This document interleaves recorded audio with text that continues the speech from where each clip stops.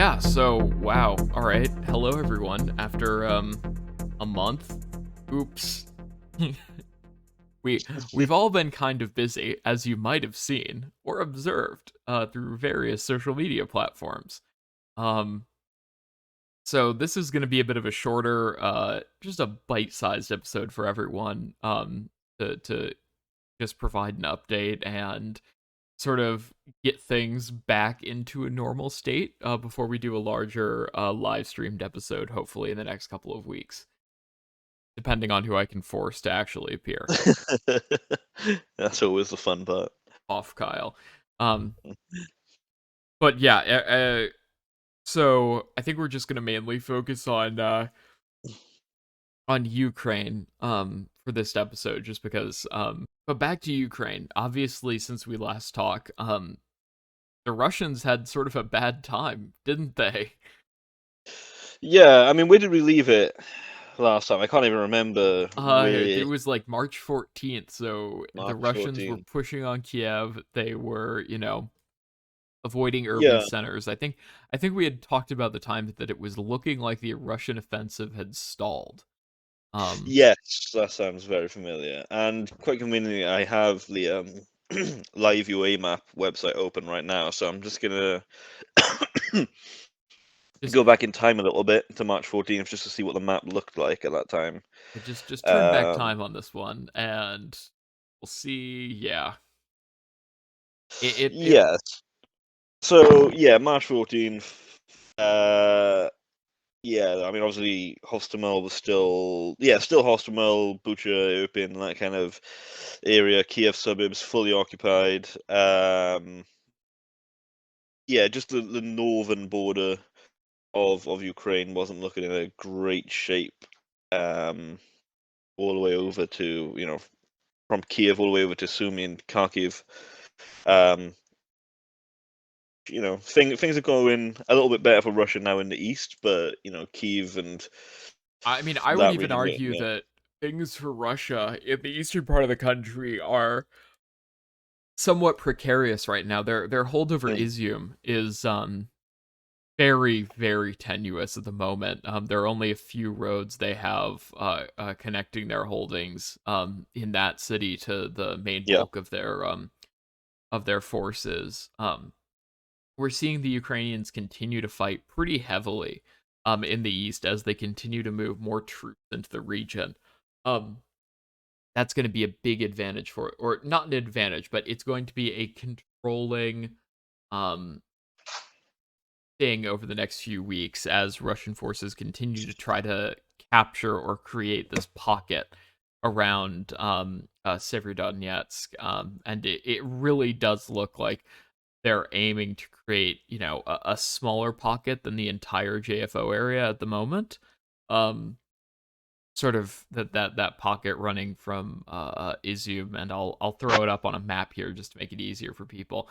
But basically Izium down to Horlivka. So that looks like the most likely area that we're gonna see sort of Russian forces trying to capture a portion of the JFO area, in my opinion. Mhm. Um, on the other hand, the Ukrainians again have freed up troops in the western part of the country. Um, they are now available. And it depends where they send them. Whether or not they try to send them to reinforce, positions in the JFO area in the east, or whether or not they attempt to make a push back towards Kherson, and clear up the crossing over the Dnieper River. That's going to be a super big thing for them to sort of focus on. Um, Obviously Mariupol at this point, it's basically just the Azovstal plant. So that's going to be um I mean, I don't really know what to compare that to with the Russians, because they have proven so far that they are not great at urban combat. It's taken them what, almost 2 months now to clear Yeah, Mariupol. I mean, yeah, they reached the city. I mean, what, first day almost. In the Within the first few first, days, yeah. well, absolutely, certainly within the first week, they were, almost within the city at that point. Um, so yeah, it's been a real struggle for them, and I mean, I've personally, privately predicted that the city was going to be fully captured, within 48 hours. I've lost count how many times at this point. Just when you see a lot of Russian movement and then they seem to stall again. Um, I mean, even so today, Azov in the city, they're still conducting, successful counterattacks in some regions. There's that video, that drone footage today of them, ambushing a bunch of fresh Russian troops that had just came into the city. I was just looking at my phone, so I didn't have a chance to, really in depth analyze the video, but it looked like a significant amount of Russians were killed in that attack. And as far as I could tell, Azov took absolutely no losses at all, at least in the footage that we saw. Um, so yeah, they're still definitely not making it easy for Russia. I mean, it's. I mean, I hate to use the term inevitable. It's going to fall, but I mean, just looking, on a map. I mean, Oh, at the there closest certainly is an point, yeah. inevitability to what's going to happen. Um, Yeah, if Ukraine wanted on for whatever reason want to make a real push towards the city, they're going to have to go for about 100 kilometers of Russian occupied territory to get there. So it seems it would be almost yeah, pointless at this point to even try it because Mariupol is a very uh, strategically important city for on the Sea of Azov, but for the war at the moment, for Ukraine, it's not. I don't think it's going to be very high up in their priorities at the moment to kind of break the siege of Mariupol. Um, the longer it goes on, and of course, the more Russian forces are tied up there, unable to help out in the I guess in the last 24, 48 hours, the battle, for the Donbass has started, right, in the last 1 or 2 days. yeah, it still seems piecemeal at the moment. There really isn't a concerted effort yet. Um, I mean, we haven't seen sort of the massed artillery strikes. We really No. um aren't seeing much attacking out of the south. In my opinion, at least, I think they're waiting until they can secure. Yeah. So post editing technical, just jumping in here for a second to say, yeah, at this time, it does look like the Russians have started a concerted effort. We've seen announcements by the Ukrainian military. We've seen increased strikes by Russian forces, especially artillery shelling in the east, and we also saw some stuff in Kherson tonight/yesterday. Um, yeah, just keep that in mind for this entire segment. This was recorded about 30 minutes before everything happened. You'll see by the end of the episode, we start to realize what's happening for Mariupol so that they don't have to, have that on their flank, though it's becoming very hard for them to do that at the moment. Yeah, and I think that's why we saw, Ukraine launched a small-ish counterattack to the southeast of Kharkiv yesterday or the day before again, maybe. Um, and again captured some towns to the north of Izium. But again, if they can start clearing out more areas along that highway there, it'll obviously be very useful to Ukraine. Obviously, very difficult for Russia to move troops further south towards the front there. Um, yeah, but it seems like Ukraine have been when they have been launching kind of like offensive operations, they seem to be going relatively well, and I think most of that's probably due to the fact that Russia aren't expecting it half the time, and I think a lot of people aren't expecting it. Everyone's kind of expected it to be Ukraine fighting a very hard defensive war the entire time, and not having much opportunity for offensive operations. But it seems Ukraine are definitely performing a lot better in that regard. Um, Especially as I think that was after the last time we spoke. The helicopter raid into Belgorod, and just the kind of several missile strikes across the border as well. Must be causing like a real issue for Russia's logistics capabilities at the moment. Yeah, I think it's probably also a statement, at least those attacks, more, at least towards the Russian people of, Ukraine is still in the fight. Your government is Hmm. lying to you.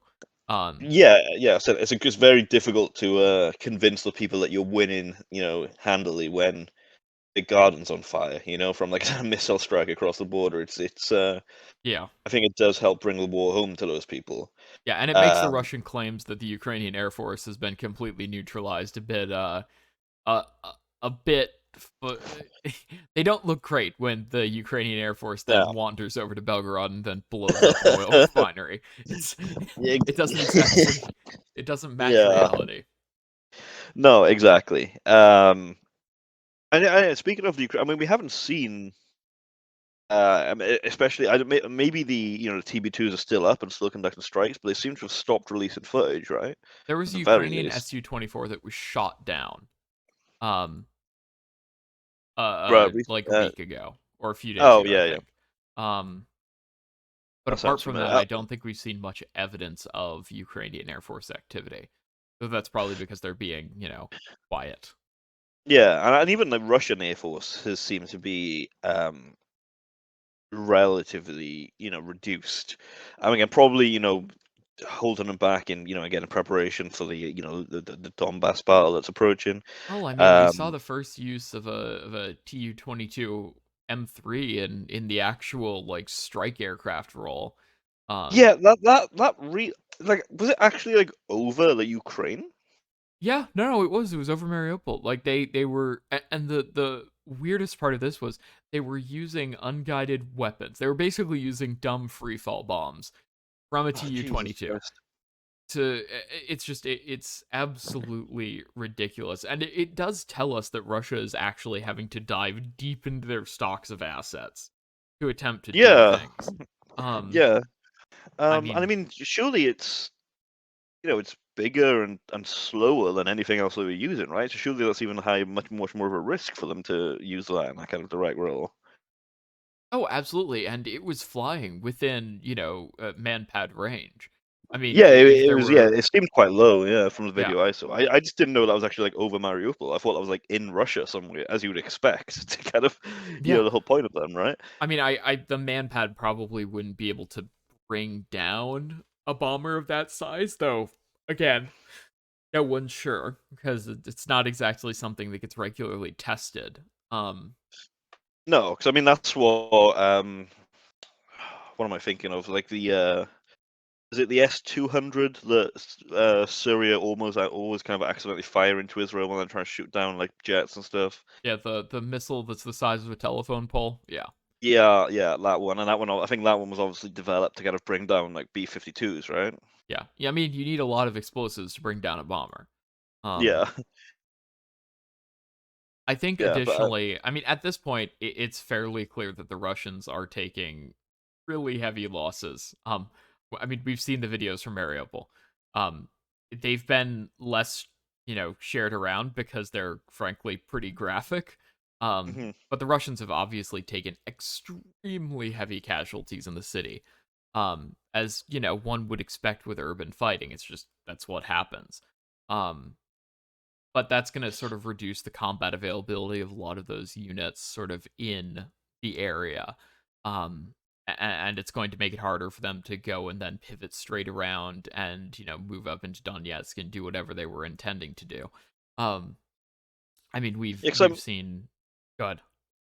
I was just gonna say, I was just really surprised that we haven't really seen any movement from, um, like the Luhansk or Donetsk republics. I mean, obviously they're involved in the south and obviously involved in the fight with Mariupol, but I was fully expecting them to kind of, maybe open up a couple of extra fronts, which I guess they might maybe when this battle starts. They seem And very involved in Mariupol right now. From what I've yeah. seen, it's a lot of the separatists there. Um, Probably because Mariupol's symbolic to them. They sort of want Oh, it. absolutely. Yeah, they almost captured it back in 2014, 2015. They were like on the outskirts. They were Um, technically in the city for a oh bit of yeah, time yeah, there. Yeah. yeah. I think Um. like when the whole thing started, there was a couple of kind of like internal, I guess cells. I guess would be the kind of best way to describe them at the start of like armed guys running around. Yeah. And they kind of very quickly kind of got booted east. Um, but yeah, Mariupol has been obviously a main goal for the Donetsk Republic for since 2014. Because I mean, for one, it's a port. They don't have any port cities.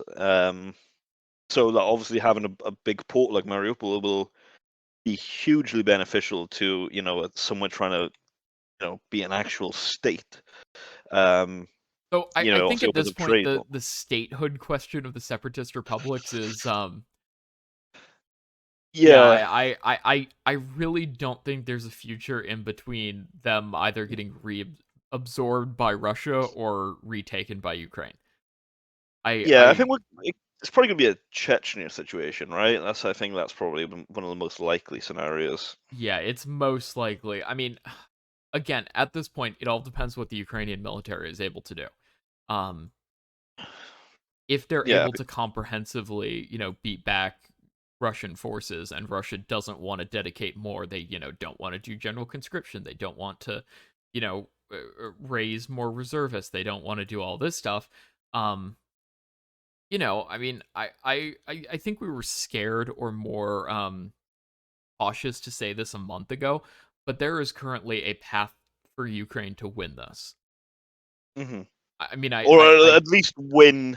In the I mean, at the moment, it seems that Russia are going to try and go for again, like the republics, and try and kind of carve out a little chunk of land in eastern Ukraine for themselves. Um, and of course, they've got a huge kind of swath of land in the south as well. But I mean, if you'd said that, you know, um, at the start of this war, that Russia would kind of end with just the Donbass region and a land bridge to Crimea, I think Ukraine would have I think Zelensky would have bitten your hand off for that outcome, before this war started. Yeah, not just that, Um, but the Russian forces being forced to retreat from major mhm. portions of Ukraine. That's, I mean, that was. I don't think a lot of people saw that coming. No, I mean the battle for Kiev was obviously well, I mean it was a Ukrainian victory, even if it was as much as Russia want to say it was a tactical retreat. The battle itself was absolutely a Ukrainian victory. That's that's the meaning of the word, Yeah, I and mean that's it's just a a tactical and huge strategic victory. propaganda. Yeah, it's a huge propaganda win as well Well, it's not for just a Ukraine. propaganda win; it's a practical positioning win. They don't Oh yeah, have to yeah, devote troops to, or they don't have to devote as many troops to protecting Kiev as they were. yeah, exactly. And I know, obviously, as a result of that, now there've been a lot of troops on the western border who have been freed up.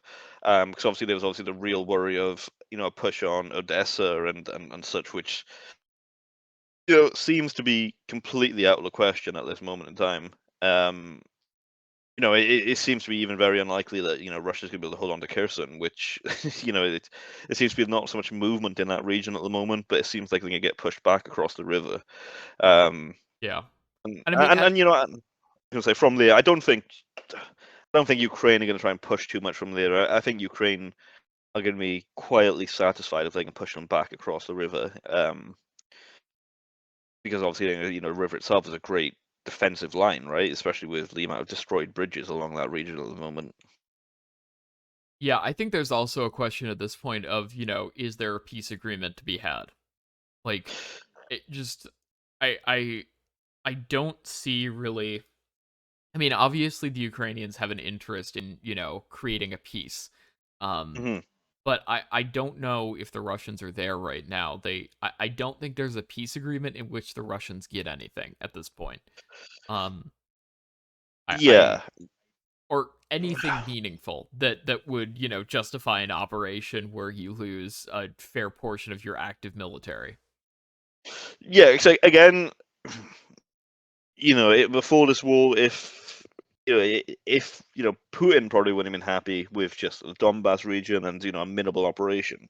Um, and I think Zelensky would have been happy with it. I think most people would be happy with an outcome of a limited invasion in which Russia takes a little bit of land in the east, um, and it ends there, kind of thing. I think the issue for Russia is they've made this huge play, especially of going for Kiev and going for Odessa and going for almost the entire northern border, and now they've lost or been pushed back such a huge amount of it. If they did just take the Donbass region at the moment, I think it would be a huge disappointment, I think, to not only Putin, but I think a lot of people in Russia who pushed for the invasion, um, especially with the amount of losses they've had. Not just manpower, but obviously the Moskva as well, which I don't think we've touched on yet, which is again I think the most recent thing. But they've had huge, like manpower and material losses over the last as of next weekend, as of next Sunday, it'll be 2 months since the invasion. 24th it was, right? Um, yeah, yeah, morning of the 24th, though granted it's unsure about when. Yeah, morning of the 24th, yeah. Yeah, so I mean, in 6 days it'll be 2 months since the start of the invasion. And I mean, I don't know. I don't think there's any confirmed number of Ukrainian losses. I'm sure, especially in Mariupol, there's probably a huge number. Um, if not, just captured alone, I think we've seen quite a few, a substantial number of captured soldiers in Mariupol. Um, but I don't think it's controversial to say that the number of Russian losses is kind of dwarfing Ukraine's at the moment, especially from what we've seen. Oh, absolutely. I mean, again, it's as I said during the last episode, as I've said a bunch of times, it is an attacking force against a motivated defending force. You're obviously Mm. going to have major losses when you do something like that. Especially because, I mean, Russia definitely is not able to put forward a 3-1 advantage anywhere right now I on was the going to front. say it's 3-1, right? It's Yeah, the kind of rule that's of the thumb. magic ratio, and Russia cannot put those anywhere. Um, it just and that causes issues. It makes it more of an attritive war.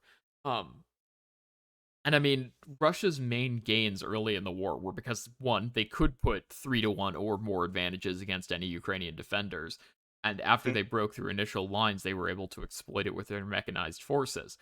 Then in the next 5 days, they ran into massive supply issues, and they ran into stiffer Ukrainian resistance, more mobile Ukrainian armor, and it basically stalled out. We saw it stall out in the north first, arguably, and then in the south. Yeah, yeah, exactly. Um, and I mean, I was going to say we haven't really seen any sign of those issues, but I guess the war as a whole has there's been not a lot of movement in. I'd say even again in the last month or so, there hasn't been a huge amount of um, territory changing hands, apart from again, like Russia making a real push on Izium and that kind of region in the Donbass region. I'd say for at least the last week or week and a bit, maybe even longer, there hasn't really been any large offensive, right, on either side. No, it's been piecemeal at this point. I think one of the things to consider is the fact that again both sides basically wore themselves out pretty heavily during the first month Hmm. of fighting. Um, Russia is forced to regenerate units. The Ukrainians are forced to raise new units. Um, and at this point, really think that both sides are trying to sort of figure out where they can, mass a proper number of troops to make an offensive, and where the other side may potentially make an offensive. Because what might happen is the Russians, sure, they might make an offensive out of Izium, and then the Ukrainians might decide to try to cut them off. And I think that's something that the Russians are might be keeping in mind. Obviously, their strategic preparations have been a bit lacking. Um, so Yeah, who and I mean, knows? obviously, the main issue is obviously the Donbas region is hugely fortified on both sides. I mean, it's just the entire from what we saw in the build up to the invasion and in the years prior. I mean, I think it was very rare for it a week to go by without at least one civilian stumbling upon a landmine or an exploded munition or something like that and being wounded. It was very, very common, Well, not unfortunately. just And that. I mean, it's turned into modern day trench warfare. yeah, yeah. So any kind of I think that's why, for the most part, they haven't made a real push out of the republics at the moment, and they've been pushing from, um, Russian territory, obviously, yeah. yeah, they've been pushing from Russian territory and through areas which, haven't been, haven't been, at war for the last 8 years. I think eventually they are going to have to push from the republics, especially from northern Luhansk, going to have to push towards Sloviansk and Kramatorsk.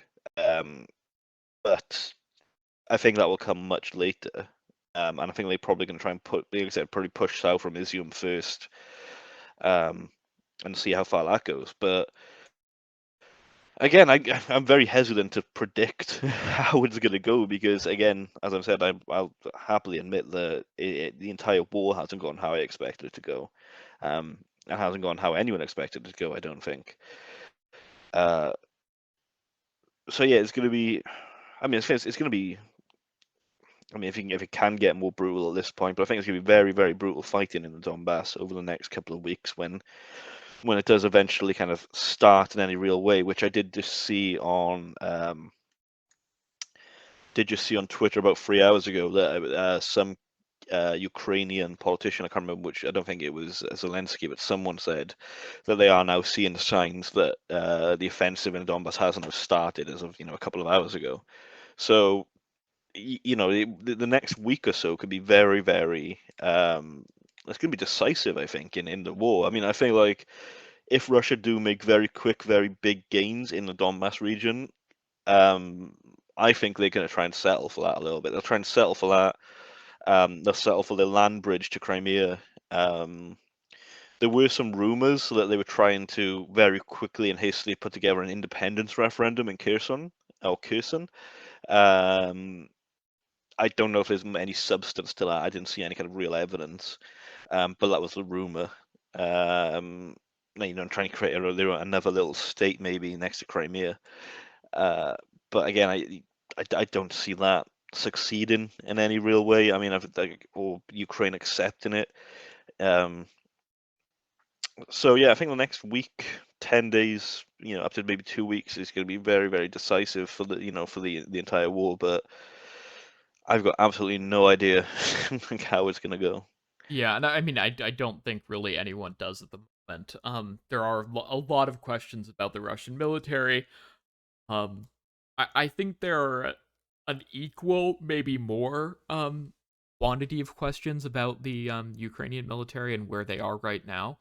Mhm. Um, I definitely think that we've seen, major Russian blunders in the past, but again, I think that lack of sort of that Russian ability to put a 3-1 advantage up across the front is going to hurt them really badly. Um, I still So think there's. I'll Go ahead. carry on. Sorry, carry on. I still think there is a chance that even if the Russians attempt an attack to attempt to circle portions of the JFO, the Ukrainians will just, counterattack and cut them off. Like, I really do think that's a massive risk to the Russians. Yeah, no, absolutely. I forgot what I was going to say. I knew what I was going to say, and it's completely slipped my mind. There was something I was looking at this map. I'm going to keep looking at the map and see if it comes to me. Oh no, nope. It was in relation to what you were saying about the 3-to-1 ratio. Because we have seen recently there were some posters posted, I think, on VK. They obviously made their way to Telegram and Twitter. Again, I've not been able to verify they were like genuine posters or not, but they were like Russian military recruitment posters, kind of offering good pay, only 2 weeks training, deployment to Ukraine for a month or something, and then coming home. Um, I mean, and sending conscripts with 2 weeks of refresher training sounds like a great yeah, idea, doesn't it? yeah, and I was just like, I mean, maybe it's real. I mean, I hope for the people that sign up sake that it's not real because it'll just be a slaughter, Yeah, that's surely. I just throwing mean, bodies at the problem, and that does not contribute to a 3-to-1 advantage.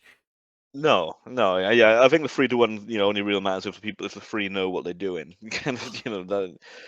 Um, yeah, but it seems like Russia is already incredibly having manpower shortages. Um, at least in their volunteer army. Again, I'm not sure how large their conscript size is. I'm gonna quickly Google that.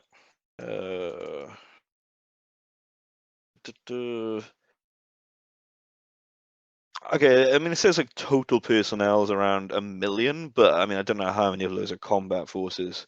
I don't know what the normal ratio is in a kind of like a standing army. How many of that million would be, actual fighting soldiers? Yeah, but it seems that uh, yeah, they're having like real issues just with bodies at the moment. Um, and I think that is incredibly. Well, I mean, everything's incredibly surprising, but I think again that's also incredibly surprising that 6 weeks into a war with, or 6 7 weeks into a war with someone who wasn't seen to be a peer to Russia.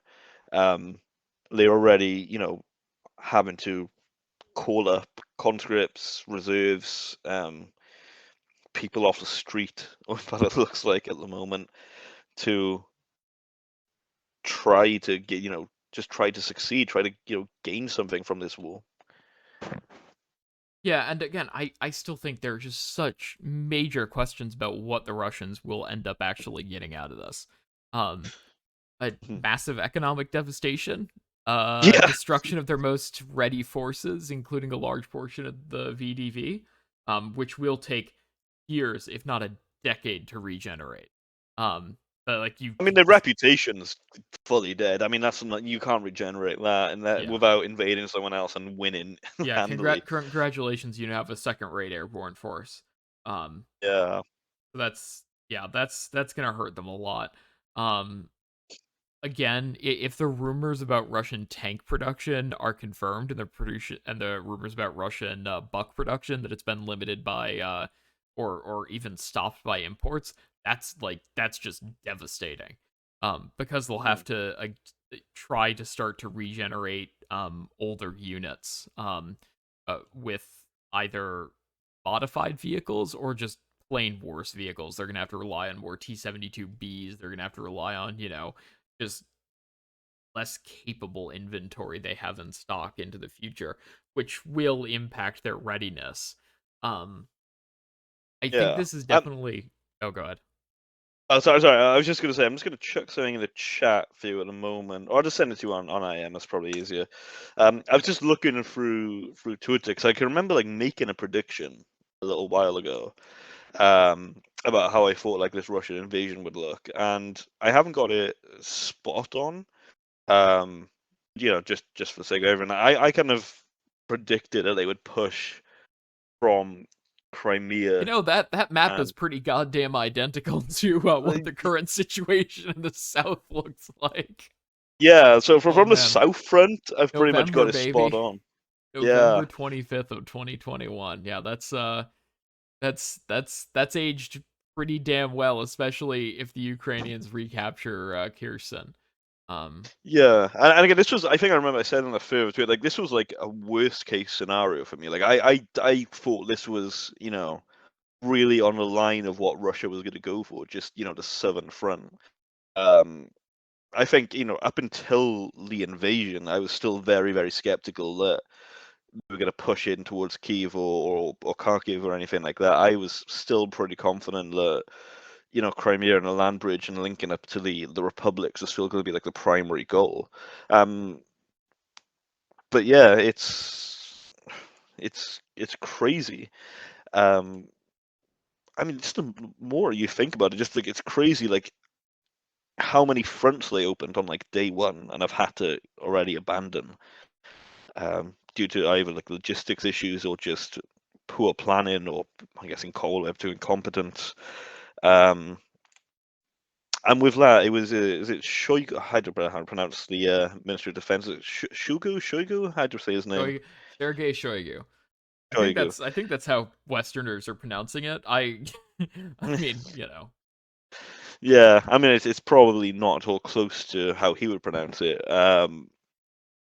Yeah, I mean he's disappeared, right? I mean there was rumors he had a heart attack. There was rumors he was poisoned. He's just since the invasion started going kind of badly, he's just disappeared off the face of the earth. Um, And I'm sure I see. Again, I might have been baited by a troll here, but I'm sure I see maybe he had absolutely like no military experience. Is that right? Was he just like a politician that kind of got promoted, or have I been baited by that? I'm just kind of No, looking through no, his no. Yeah. Wikipedia So page. Shoyu has an interesting history. He's a government like service person. I forget which what he ran before, but he's not a military guy. Mhm. He let me double check here. Da, da, da.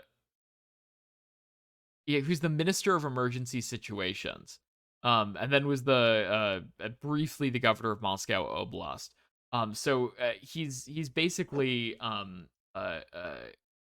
he's again a member of Putin's inner circle. The main reason he's in the defense ministry is because he's trustworthy.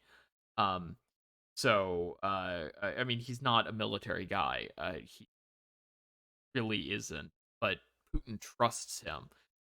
And by trust him, I think Shoigu basically just told him what he wanted to hear, which I think has backfired in this case. Yeah, exactly. And I think like I remember like everyone was watching the Russian I can't remember what it was like again like emergency security services meeting whatever it was prior to the recognition of the republics in eastern Ukraine. And there was clearly two or three guys that didn't agree with it and looked terrified the entire time. Shoigu wasn't one of them, but I do think it was Lavrov.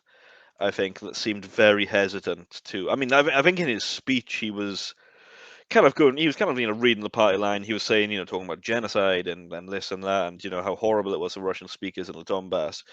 But he didn't seem as he didn't seem like he'd convinced himself more than anyone else that what he was saying was the truth.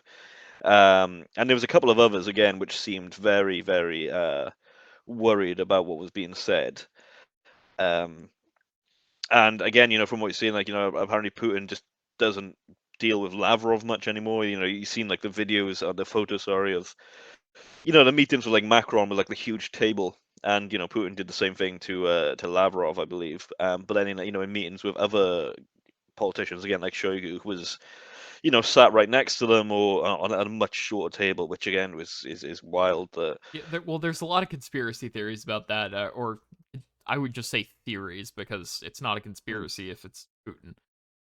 It's not a conspiracy theory if it involves Putin. Um, yeah, but there's a chance people were saying he was extremely afraid of COVID, and so was taking social distancing to an extreme. Um, I that could be a possibility. But yeah. No, at the I moment, it's think it's very unknown. much. Yeah, I feel like remember when Trump used to do that weird handshake when he would like pull people towards him. Yeah. Well, I think it's very much along those lines. I think there's also the fact that he ended up green screening himself into a meeting. Yeah, That that was was funny. more interesting than anything else. Because he could have gone to that meeting pretty easily. It was Um, with the flight like attendants flight attendants. Yeah, I couldn't think of the word then. Yeah, really flight confused. attendants. Honestly, I don't know which is worse: them being confused when he was there, or them being confused listening to an empty chair. Yeah, just having to like nod and smile at this chair. I Yeah, wonder if I put like no. a mannequin in it or something. Just Oh no, I'm sure the chair was absolutely empty, and there wasn't like a script being read or anything. They were just randomly nodding. yeah. I imagine that's why they look so darn confused. Um, I did also see again. I'm not able to confirm this, and this might have been again like someone trolling. But I see something that they weren't flight attendants at all, and they were just security personnel dressed up as flight attendants. I'm I'm not sure I entirely saw a sure I saw tweet something about like that. that. There are enough claims. It's Russia right now, so you know, not saying that ridiculous stuff is expected, but Yeah, because yeah, I've had like a couple of conversations with like journalists and stuff who were who've obviously been very interested in like Osint and stuff like that since the war started. Um, and all of them have been kind of been asking like what happens when countries like Russia or other places start to clamp down on social media to prevent disinformation getting out. And that's why I said it was really interesting that up to the war that Russia was in not making any attempt to stop these videos. Like, the movements of tanks and like the trains and stuff like that. They made absolutely no attempt to stop any of that. But as soon as the war started going, badly for them, that's when the laws started coming out saying you can't film military positions, you can't film military movements. It's 15, 20 years in jail and stuff like that. Um, so it does kind of lean into the again like another theory that Russia wanted these videos to be released. They wanted people to post them on TikTok, and they wanted people, like ourselves, to then share them far and wide, and almost doing their job for them in kind of pushing putting the videos of the military might out. Um, Maybe I'm not entirely sure of that narrative, because what we ended up, unintentionally doing was backing up the US, intelligence community claim that Russia was preparing to invade, while Russia at the same time was denying. Stuff like that would undercut their, I mean, they undercut it on their own already by invading, but it was definitely undercutting a lot of their positioning before the invasion. yeah, it was just really interesting though that they were making absolutely zero effort to stop the flow of these videos and stuff like that. But as soon as the war started going badly for them, that's now when they started clamping down on them. So maybe again they weren't happy about the videos, but maybe they also saw that it was having I don't know, maybe there was positive outcomes of these videos for Russia as well. Yeah, I think there's a lot of uncertainty about what the Russian modus operandi was, what their mission was in this case. Um, I Yeah, mean, yeah, yeah, a lot of people are unsure. It's a real question. Um, and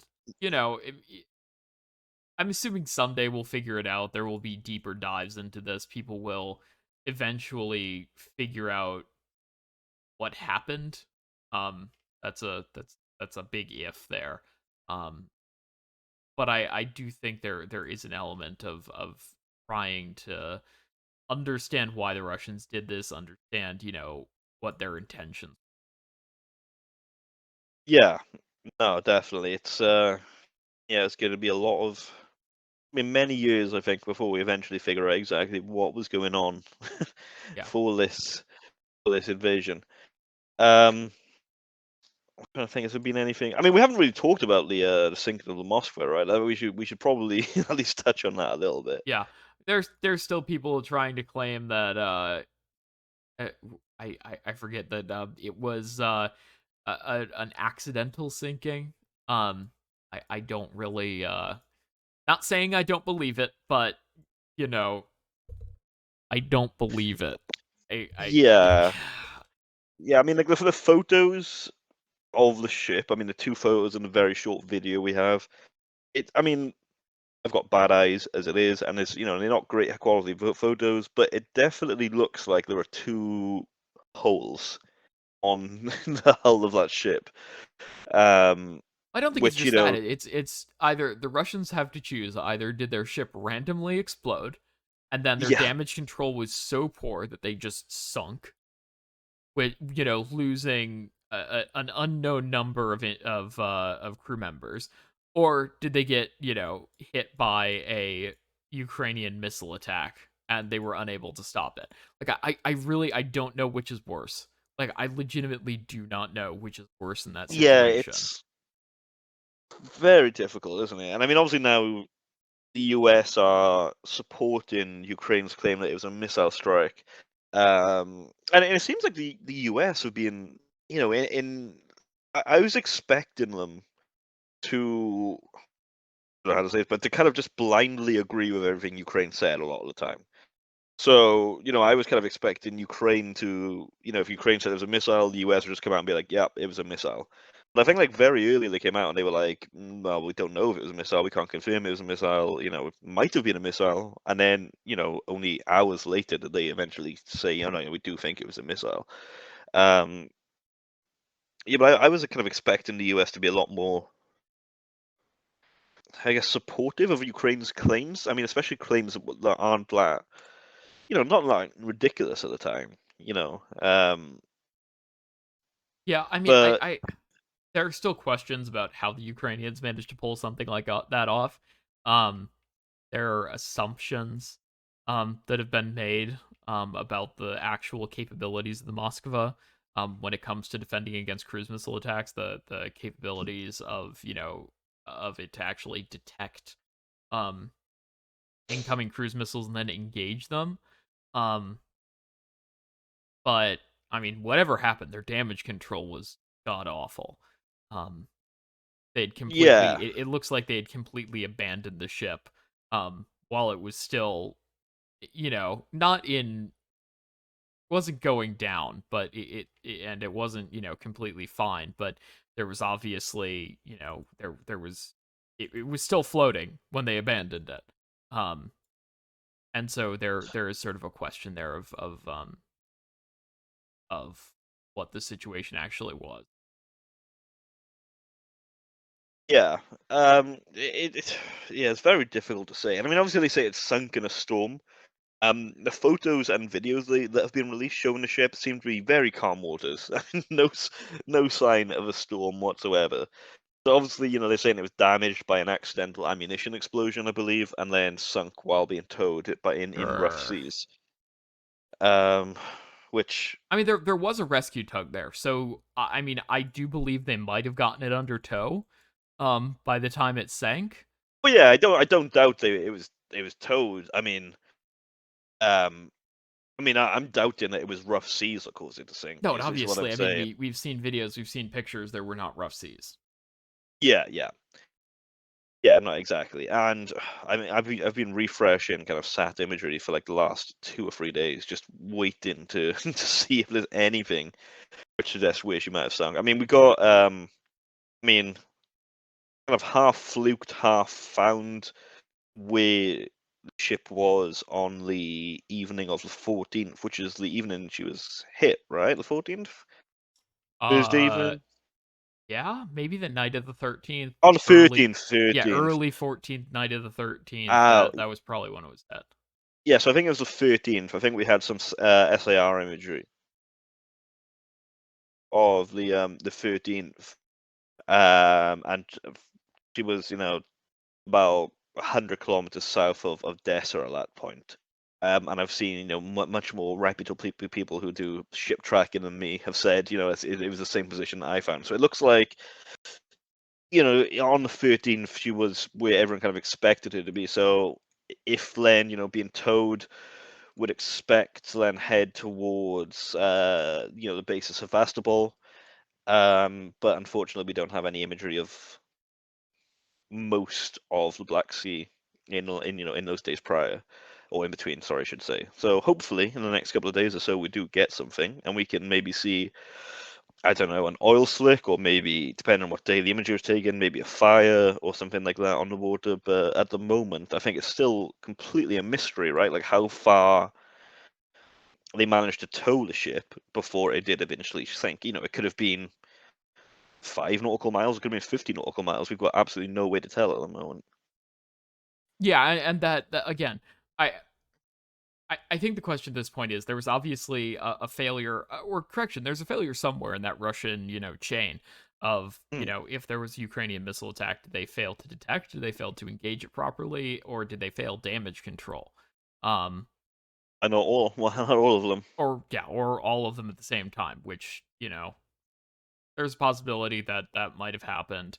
Um, so I think at this point, obviously there was a failure somewhere. Um, and the Russian Navy has a bit of egg on their face, but short of that, I mean, it's damaging for them. I mean, it removes a flagship um from their, operations in the Black Sea. They can't replace it because of the Montreux Convention, and Turkey won't allow another replacement to sail through. The Moskva wasn't really involved in any offensive operations, or it doesn't No, it was seem like an like they air were defense, involved. right?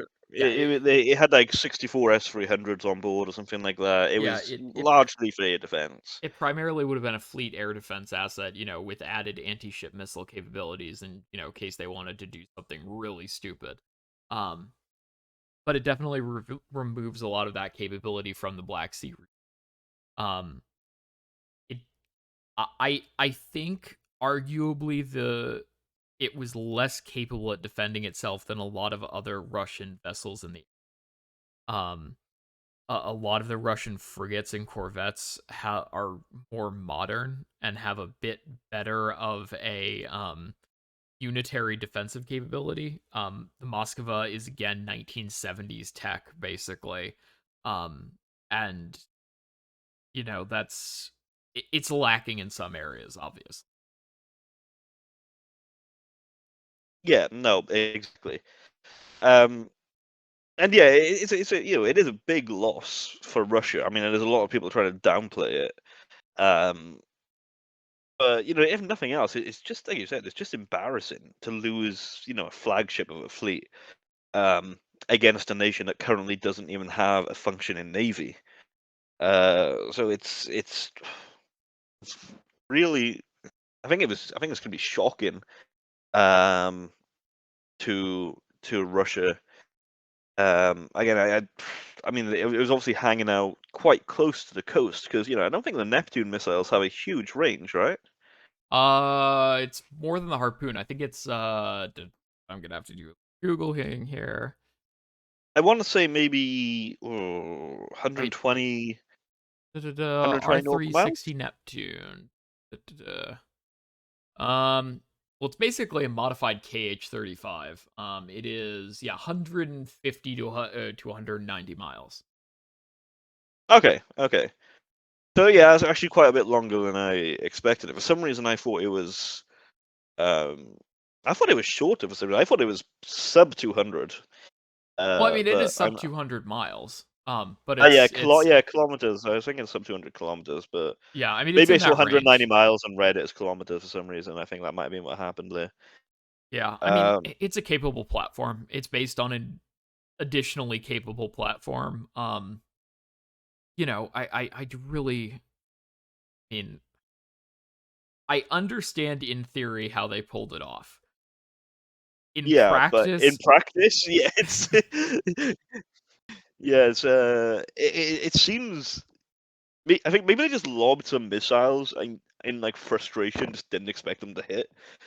I think. no, I believe this was well planned. Oh I yeah, just no, but believe that it I was was a kind of half combination of it joking. being Yeah, very well planned and just ridiculously lucky. Um, yeah. where they managed to. 'Cause I'm gonna be very very frank about this. I think they had a lot of ISR data from the U.S. about target Oh, tracking, absolutely. positioning. They probably knew a lot about what the Moskva was doing.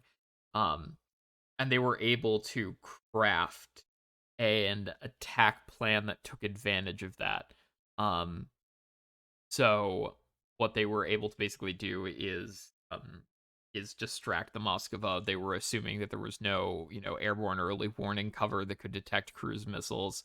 Um, and they sort of designed it in a way that it would be very hard for the Russians to detect and then counter it in any reasonable time. Because again, a lot of this is reaction time. If you're detecting a cruise missile 12 miles out and it's coming at you at 500, 600 miles an hour, you're gonna have time to, I don't know, maybe get a single one of your S-300s out. Yeah. And then at that point, you're relying off your frankly not great SAN4s and CWIS. Yeah, yeah, but I mean, I don't think. I mean, I'm assuming maybe Russia just didn't think that the Neptunes were a threat because I don't think No, I they think they have. thought they were a threat. I think they also thought, what most people thought was that, the a cruiser is a very capable platform and could take on, just a few missiles. And it would be very, stupid for the Ukrainians to try a piecemeal attack. Yeah, yeah, exactly. Yeah, so I think it was probably a mix of confidence and just I mean, no, I no, don't know because it's what not else. just confidence. Even I said that, and I tend to think of myself as not completely stupid. Um, Yeah, you know, I've run simulations on the topic. I've talked about it with a lot of people. I've talked about it with naval experts. Um, and I mean the general.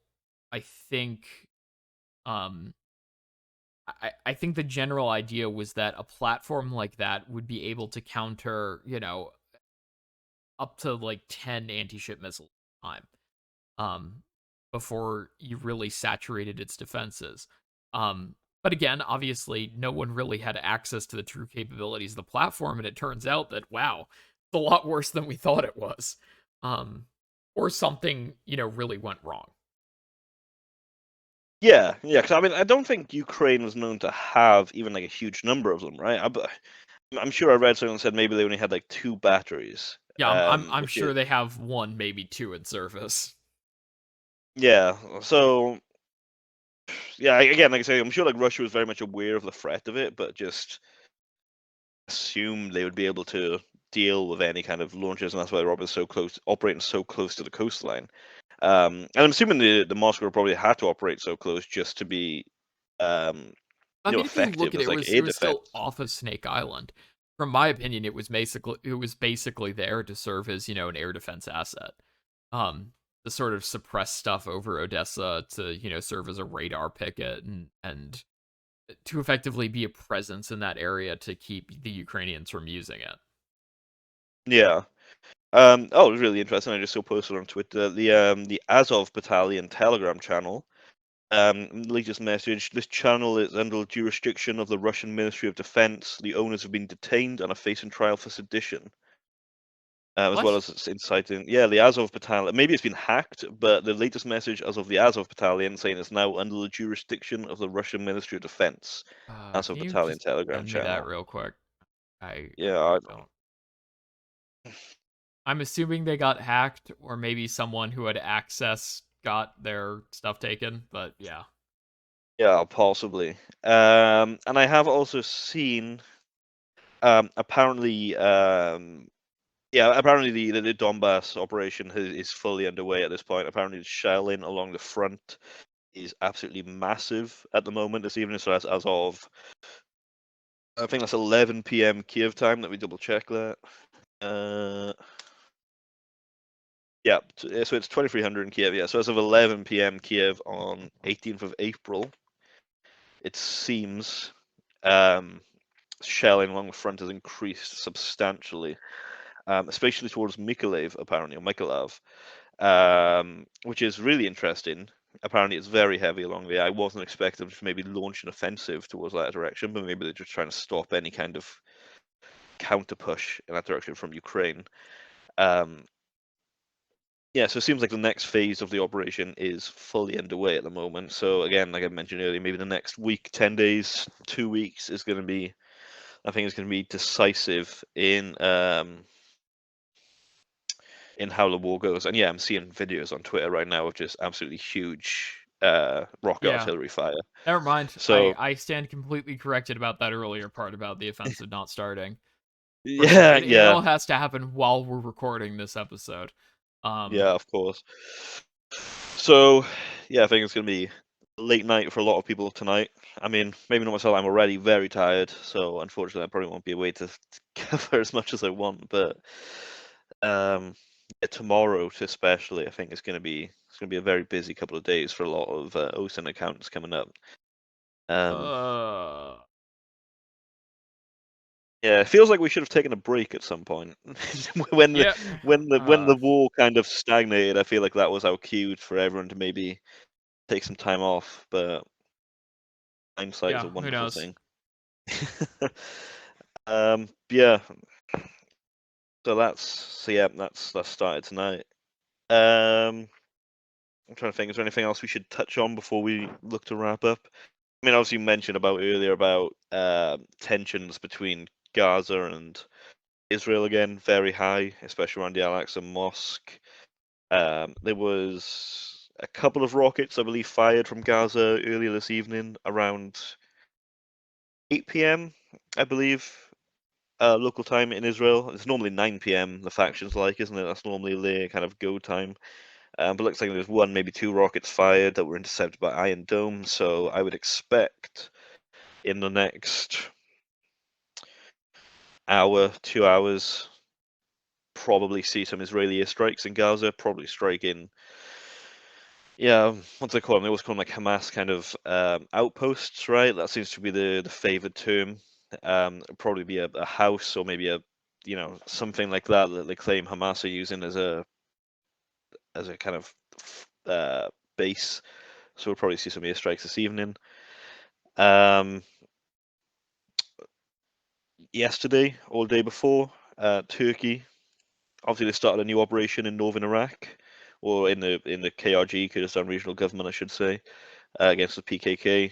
I've again been very busy trying to cover, follow everything from Ukraine at once, but yeah, it seems like I'm quite lucky that I've got a guy that runs a Kurdish map who very frequently sends me updates, so I don't have to do a lot of digging myself. But yeah, it seems there's been very heavy fighting in that region at the moment.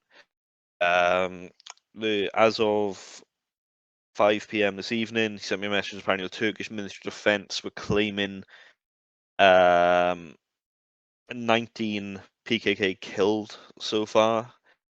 The PKK are claiming that 32 Turkish soldiers have been killed, which is again completely unrealistic. Apparently, the confirmed casualties are 4 wounded Turkish soldiers as of this evening. But again, both sides massively inflated their figures. I very much doubt that 19 PKK have been killed so far. I mean, just by nature of them, the guerrilla force, they operate very well against Turkey in the mountains there, and it's very difficult to conduct offensive operations there. So, it definitely seems to be a large scale operation in that region at the moment. I'll try my best to keep an eye on it. But it's not an area in which I have a huge amount of knowledge or information. I mean, Iraq in general, I've got a little bit, but not specifically the Kurdish regions in the north of the country. So that's again, and obviously another. I'll say another war, but not another war. It's just like, I guess, another continuation of the war, the Turkey's war against the PKK, which is obviously between Iraq and Syria. Anything else you can think of has happened since we've last Uh, had a... no, but I'm expecting that everything that we just said is about, whatever Russian phase the invasion is going to be tested in the next 48 hours. So I'm going to get this episode Yeah, up as quickly as possible so we don't look like complete morons. yeah, just completely Yeah. outdated. um, yeah, I'm trying to think. Yeah, there's nothing. I mean, it looks like Armenia and Azerbaijan as well. That could be an area to keep an eye on. There seems to be Azerbaijan seem to be kind of probing there a little bit more. Nothing serious. I believe maybe a week or so ago there was a couple of kind of localized firefights. I believe some Armenian soldiers were killed. I believe some Azerbaijani soldiers were wounded. So that's still very much a simmering conflict. I mean, that only just ended end of 2021, right? Or was it summer 2021 maybe? The conflict there. I'm gonna have to Google that, or I'm gonna look really stupid again. 2020. Jesus, it wasn't even 21. Yeah. I look really stupid now. Jesus. And that was September to November 2020. Lockdown has just completely ruined my perception of Yeah, time. I'm no more perception of time. Sorry, that got taken away a while ago. Um, Yeah, I could have sworn that was 2021. That's crazy. yeah. I mean, it was towards the end of 2020, I guess, but not. Yeah, but It still. was. Yeah, and it was September, so it's not even like it was. If it was December, I'd kind of forgive myself. But Yeah. that was September. Yeah, so obviously, there's Russian peacekeeping troops there as well. Armenia, obviously, traditionally a Russian ally. I mean, Azerbaijan aren't. I wouldn't say they're hostile to Russia. But Armenia, obviously, I'd say a lot closer. They're in the oh God, what's Russian NATO called? CTSO or CSTO. Yeah, yeah, that one. Yeah, obviously Armenia's in that. Azerbaijan were, I believe they pulled out in, without Googling it, I'm gonna say maybe it's, I want to, was it the 90s maybe? But Azerbaijan used to be in it. They obviously pulled out, and traditionally are a lot closer ally with Turkey, who are obviously very close with Ukraine, who are currently fighting a war against Russia. So yeah, I wouldn't be surprised to see Azerbaijan and Armenia heat up again in the next coming weeks. Um, but yeah, other than that, I don't think well, obviously there's a huge amount going on. Not a huge amount that more I think that I've got visibility of at the moment. Yeah, that's really all I can see. I want to get this episode up as quickly as possible, so I'm just gonna wrap everything Yeah, up before I can let Kyle get on another tangent. Um, yeah, that's my thank bad. thank you everyone for listening. We're gonna be back in X amount of time. Hopefully as soon as possible, just because we had an interesting last month. Everyone was very busy. It was yeah, it was certainly a month. That's all I'm gonna say. But thank you everyone for listening, and we hope to see you in the near future.